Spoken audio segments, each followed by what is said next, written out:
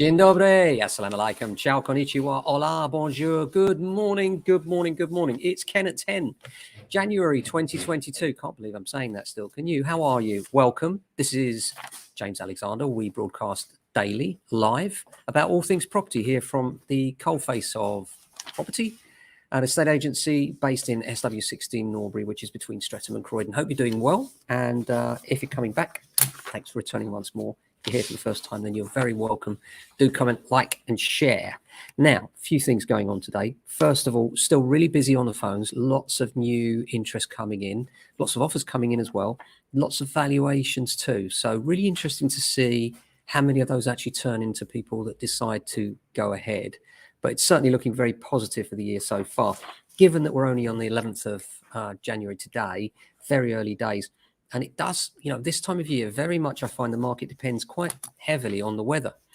And the weather's quite mild at the moment. That makes a huge difference, especially to young families, whether they decide to come out to view or not when they have young babes and the like.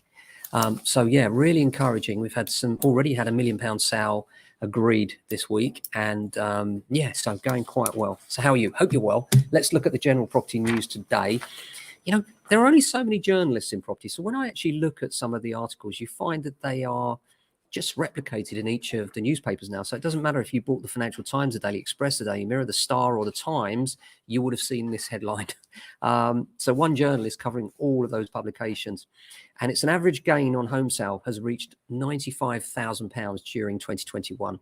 A record of 31% of homes sold over their asking price in 2021, underlining the strength of the seller's market, with offers between 5 and 20% above the asking price, not uncommon, Hamptons has found. The analysis showed the profits of those who bought their home in the last 20 years was up for an average of 83,550 gain in 2020. And owners selling detached homes last year gained £151,840 on average, while those selling flats made £54,000 typically in 2021. 1 in 5 flat sellers in 2021 made a loss on their property, compared with just 4% of detached house sellers. Well, you have to weigh in the fact there that we've had the Grenfell scandal and all of the additional build costs and things that have come in. So I think that's skewed flat price a lot.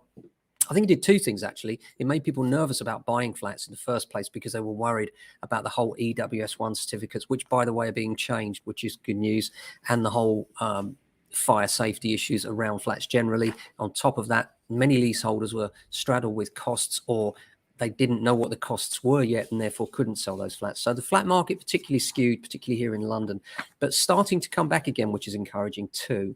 London sellers continue to make the biggest gains, but weaker price growth in the capital meant last year was the first time since Hamptons record started in 2015 that they made a gross gain less than £200,000. Nearly 2/3, 64%, sold their home within a decade, compared with 59% in 2019. Article in the Telegraph from Roger Bootle, the chairman of Capital Economics, is going against the grain of all the other reports we're seeing at the moment. He writes in the Telegraph on rising interest rates, predicting that these could lead to a house price correction. He concludes that there may not be a correction anytime soon, but if, as I suspect, interest rates are going to have to rise a fair bit, then a correction is to be expected, if not sooner, then later.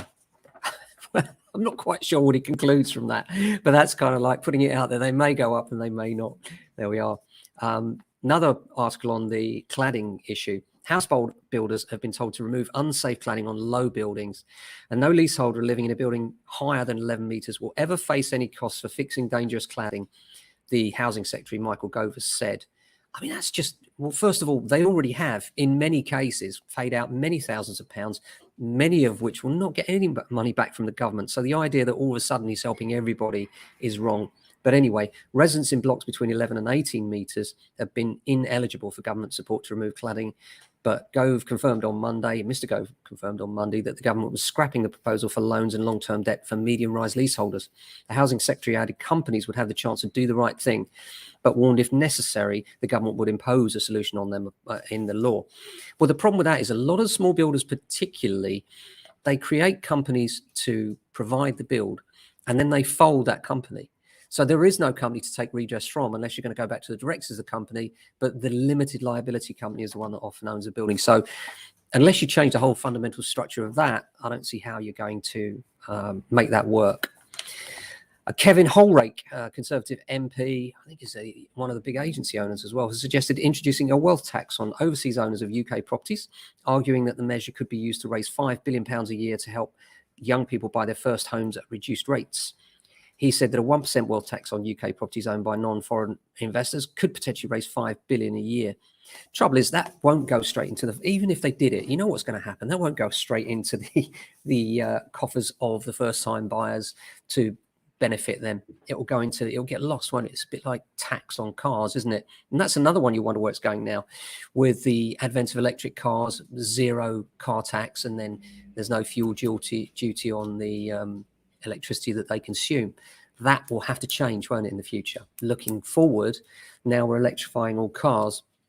That's likely, and in my view, there's going to be a massive take up this year. 2022 will be the year when we see the mass take up of electric vehicles, and it'll be interesting to see how that pans out, because the government take in terms of fuel duty particularly is massive, and from car tax. And given that electric cars at the moment have zero car tax and zero fuel tax, it'll be really interesting to see how that one pans out, how they're going to bridge that gap. My guess is that they're going to start taking duty from when you power your car through your house, because they know the difference between when you're powering your car and your house through the technology that's already available. So it'll be interesting to see how that one comes around. But in terms of the market generally, what are we expecting to happen? Well, if the mild weather continues, then the market will continue apace. Still busy on viewings and valuations, so that's good news. As far as lettings is concerned, there's just not enough stock, and there's not enough incentive for new landlords or existing landlords even to enhance their portfolios, particularly with the tax punity that's out there at the moment. A lot of landlords are just staying put, holding tight, and that is causing a huge undersupply in the market, and the pressure that brings to bear on people looking for homes to rent is massive. For every property that comes available, we've got 3 or 4 people looking seriously at that one particular property. That's 2 or 3 people minimum that really need that home, that can't get it, and we can't find them anything elsewhere either. So if you're considering renting, then it's a very good time if you're a landlord, in terms of the ability to select tenants has never been better. And that tenant selection is the key to making sure that you do the very best by yourselves and your agents and your tenants. Is, you select the right people, everything else is easy. How do you select the right people? Well, you need an agent with nous, someone who's experienced, someone who's seen all the tricks before, someone that's been doing it for many years, like us. Come see us, talk to us about your letting issues and management, something we do every day, not many things we haven't seen before. So apart from that, that's the news for today. Hope you're well. Here in Norbury, it is overcast, a little bit grey, but you know what? It's quite warm for the time of year, really, so I can't complain. A bit late today as well. Sorry about that. Time ran away with me on various bits and pieces. Just producing some new cupcakes for our clients, which we're just about to go and deliver for them with Happy New Year written all over them. I'll splash those on Facebook. So have a fantastic day. Look after yourselves and your family and friends if you can. We'll speak to you soon. Ciao.